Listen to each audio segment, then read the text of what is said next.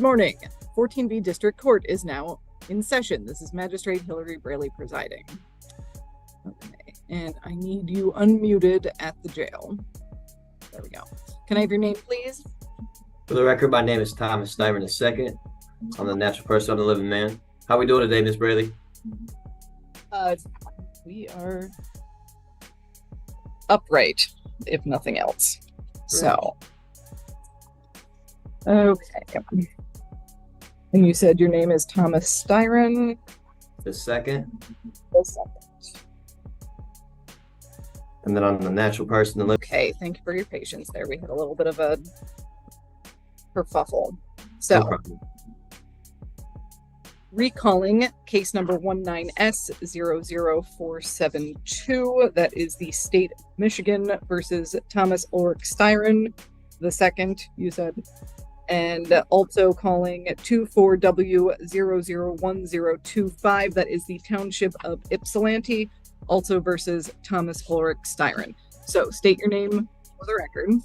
So, for the record, my name is Thomas Styron II. Is not the name you have attached to this case is not me. I believe that's a state created entity, Your Honor. Okay. And me being a living person, my name is in proper punctuation. I don't have a all caps name nor. Okay, I'm going to cut you off right there. Okay.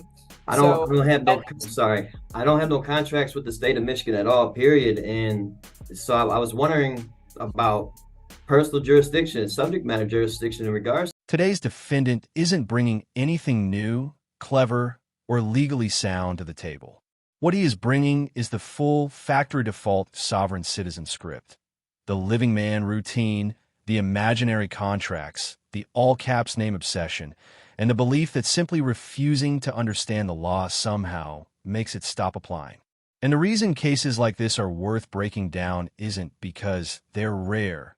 It's because they're predictable. Predictable behavior, predictable arguments, and predictable outcomes. What makes this clip especially interesting is how quickly reality catches up. From the very first exchange, you can see the magistrate patiently attempting to move things forward while the defendant does everything possible to derail the process. He's not defending himself. He's auditioning for a YouTube compilation of legal cell phones. And as this hearing unfolds, you'll watch him unknowingly admit to the very elements the state needs, argue against laws that don't care about his opinions, and repeatedly confuse personal belief with legal fact. Stick around, because by the end of this clip, the contrast between fantasy and reality couldn't be clearer. Okay, and you can continue to wonder about those at the moment. What I am doing, you have a show cause hearing on the matter ending in 472, which is the retail fraud charge. I'm showing a balance of $210 on that. And then what you're being arraigned on, that is what I am here to explain the charge against you, is a citation issued on April 2nd, 2024 at 9:24 in the evening that charges that you operated a motor vehicle on North Ford Boulevard at or near Russell Street with no license on your person. Do you comprehend the charge? Okay, so what you are being charged with is operating a motor vehicle without having a license on your person. So, I'm not asking if you agree with this.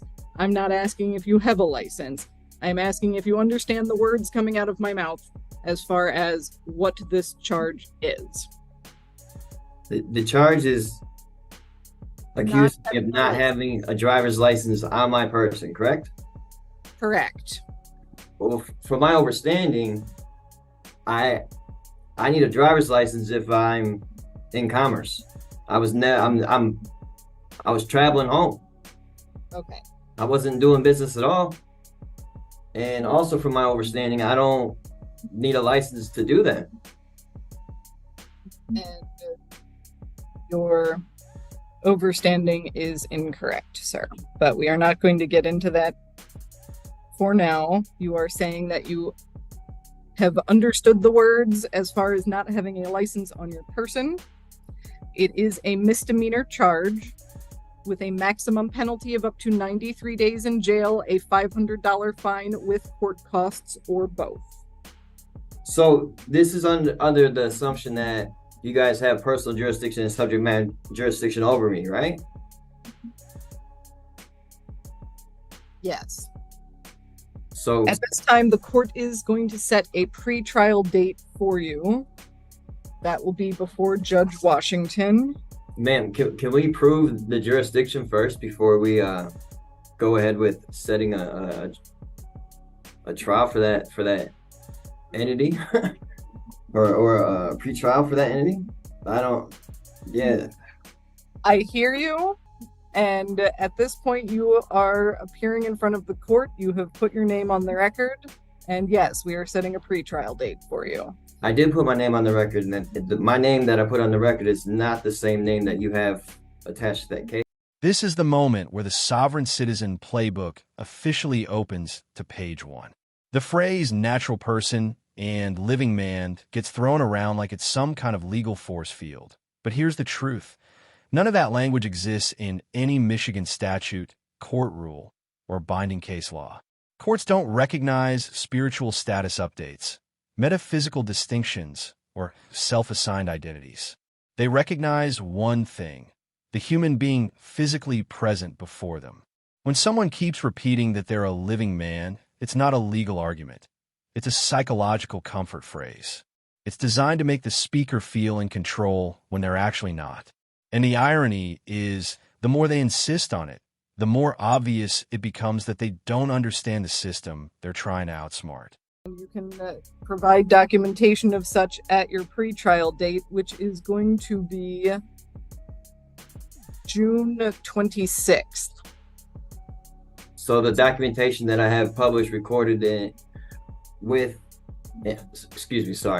documentation I have published and recorded on the record, on the state of Michigan record, that says what I just told you, that I'm not who you have, that I'm not the name you have attached to that case. That's I need to bring that with me, is what you're saying? It being already recorded and on the state of Michigan records.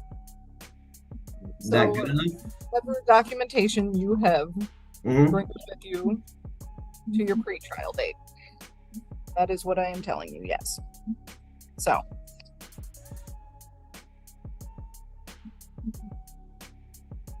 And again, that court date, June 26th? Okay. Will be June 26th at 9 a.m. before Judge Washington. The court will enter that you are standing mute to all charges at this time.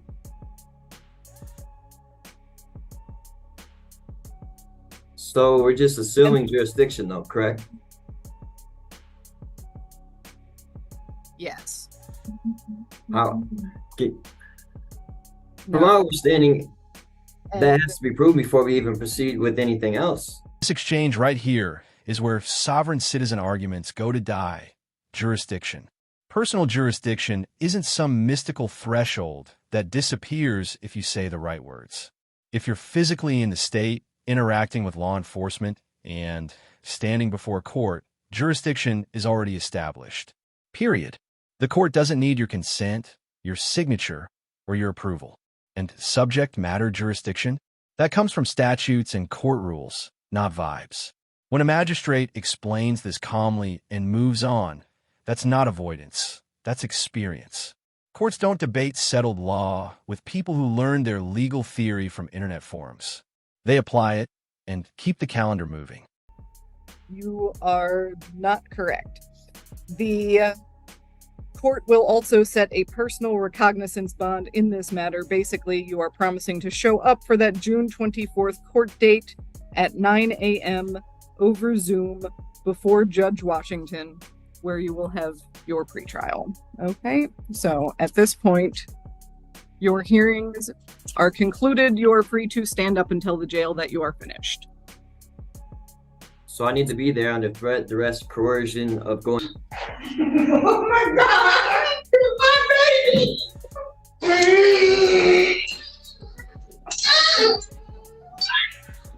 you kill my son? My God, we got my baby! Oh, Jesus! Oh God! We got my baby!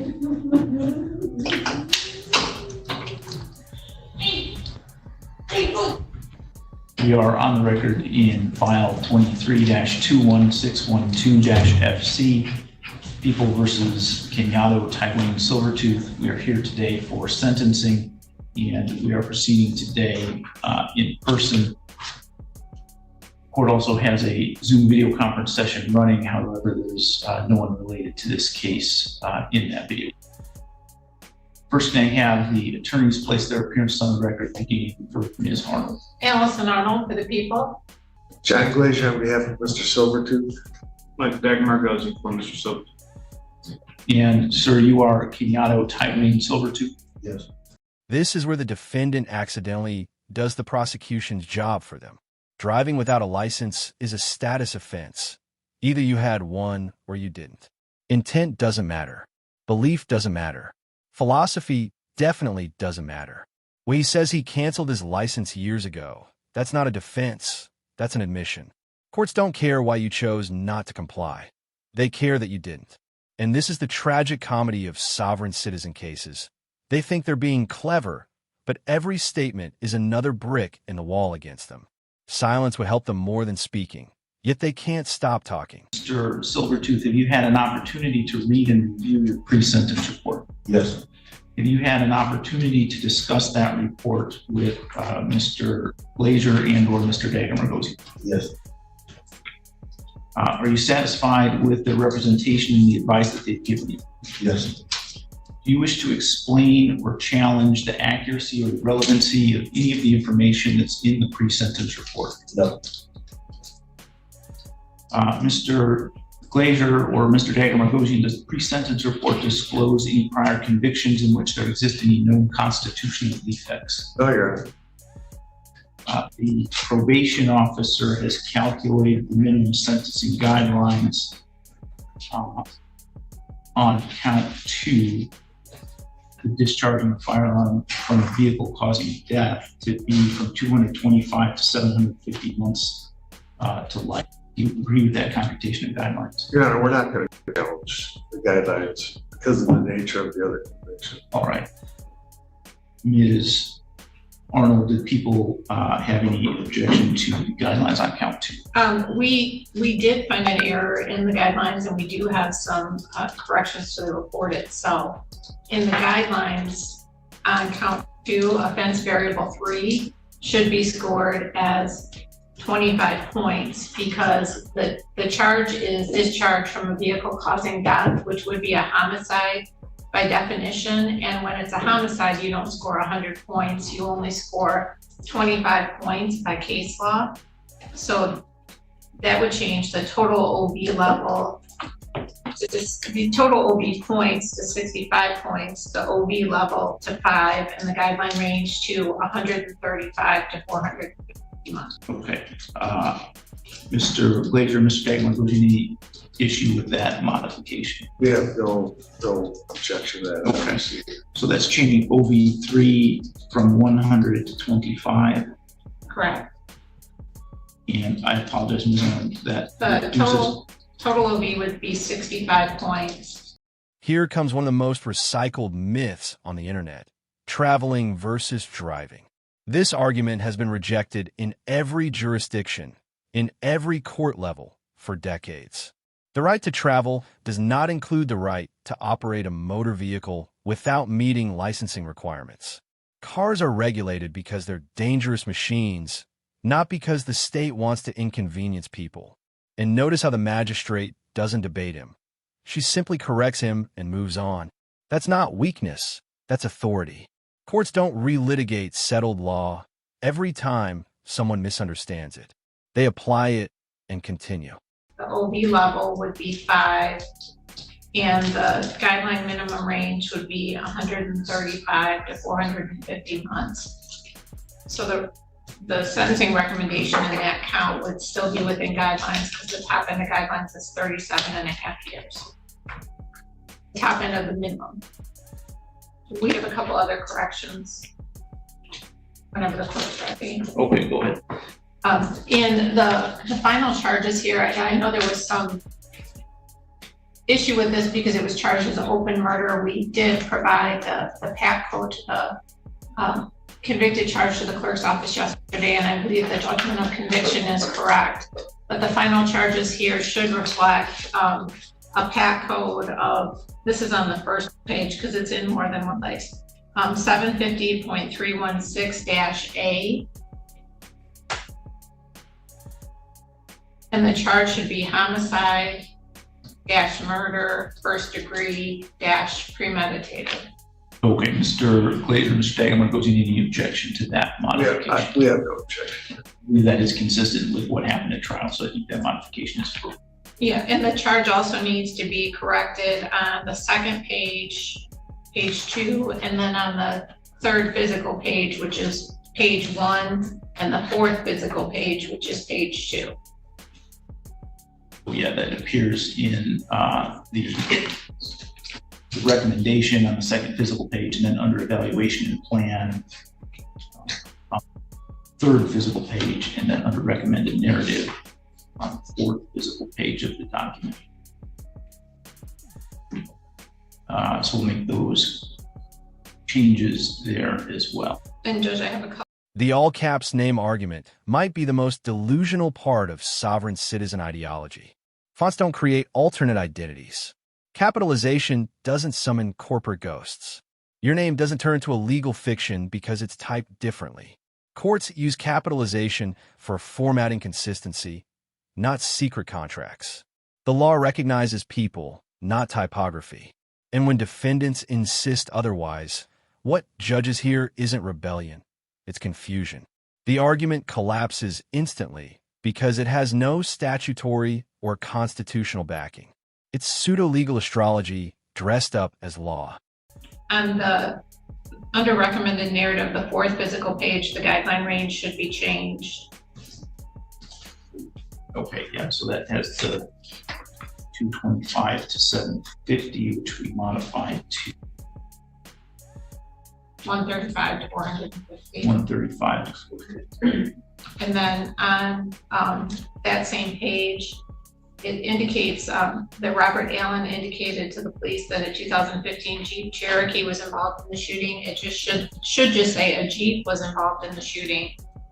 That's under description of the offense, the fourth line down. Fourth line down. And then Mr. Glazer, Mr. Dagenham, was any objection to that? Your Honor, we don't, the only thing we indicate in regards to amending the factual statements within the PSI is my client maintains his innocence and he knows you're not going to change those, but he would, anything describing him as having committed a homicide, he would, just make an objection to it, obviously.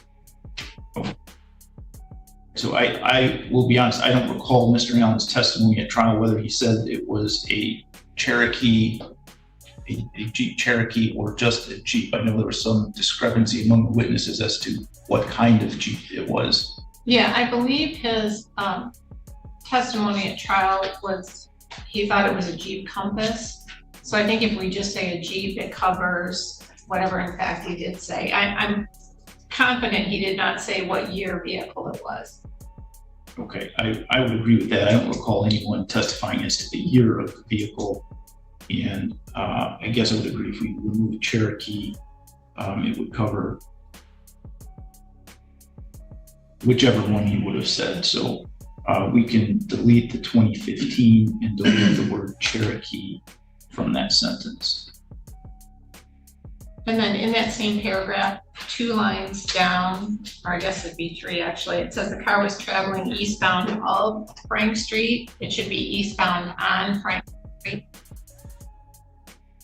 Anything else? The next page, the second paragraph, and it says Gage Winsett testified knowing Kenyatta Black Silvertooth as his nephew is Mark Silvertooth. That should be changed to uncle.